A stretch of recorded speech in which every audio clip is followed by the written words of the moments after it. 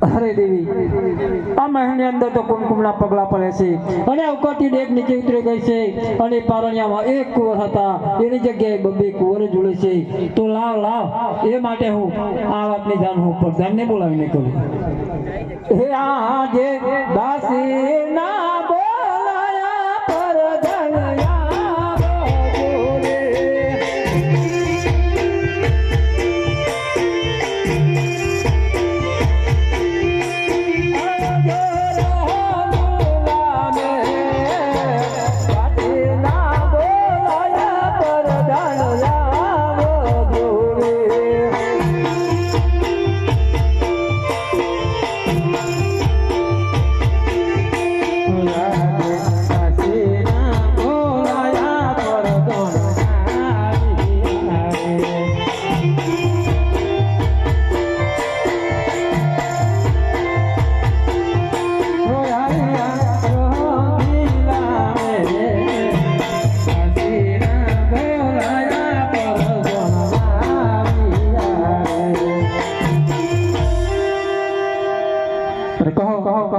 મને બોલાવવાનું કારણ હવે તમને બોલાવવાનું કારણ કા મહેલની અંદર કુમકુમના પગલા પડ્યા છે, ઉક્કાથી ડેક નીચે આવી ગઈ છે, પારણિયામાં એક કુંવર હતા એની જગ્યાએ બબ્બે કુંવરો ઝૂલે છે, તે માટે તમને બોલાવે.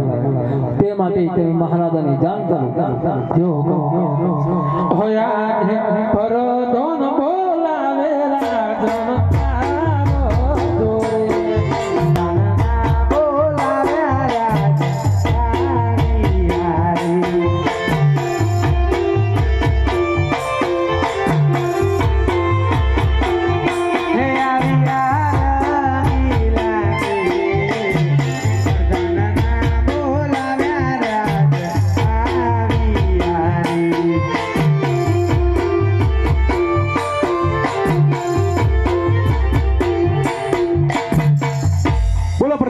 શા માટે બોલાવે? અરે મહારાજા, આપણા મહેલની અંદર તમે જોવા તો ખરા કુમકુમનો પગલો હા ઉકરતી જે ગામ ઉતારીને નંબર તો રાણીએ બીજા કુંવરનો જન્મ આલે. હું તો પહેલા વ્યાખ્યાન બધો. અરે દેવી, અરે મારા પ્રભુએ કહ્યું હતું કે તમારા ઘેર જન્મ લઈને આવીશ ત્યારે કુમકુમના પગલા પાડીશ અને ઉકરતી બેગ ઉતારે. મને લાગે છે મારા પ્રભુએ મારા ઘેર જન્મ લઈ લીધો છે.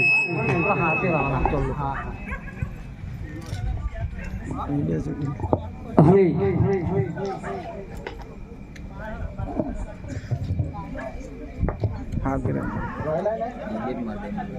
વિડિયો છે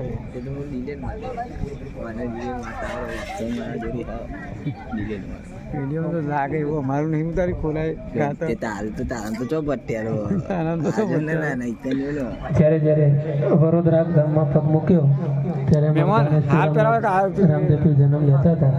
આજે પલાવતની અંદર કુમકુમ પગલા પડ્યા એટલે દરેકને અહીંયા પારણિયા ઝુલાવવા માટે આવો ત્યારે ચપ્પલ બહાર કાઢીને આવજો અને જે મળે ફૂલ નહીં તો ફૂલની પાંખડી અહીંયા પારણિયામાં બોલો રમા પીરનો જય.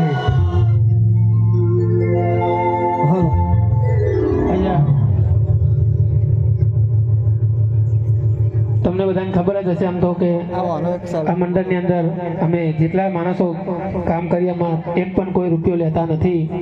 જે પણ પૈસા આવક આવે એ બધી અમારા શિવોલી ગામે રામદેવપીર મહારાજનું મંદિર બને છે એ મંદિરમાં જ વાપરીએ છીએ. એટલે હવે આજે પરધોન બોલાવે જોશી આવો રે.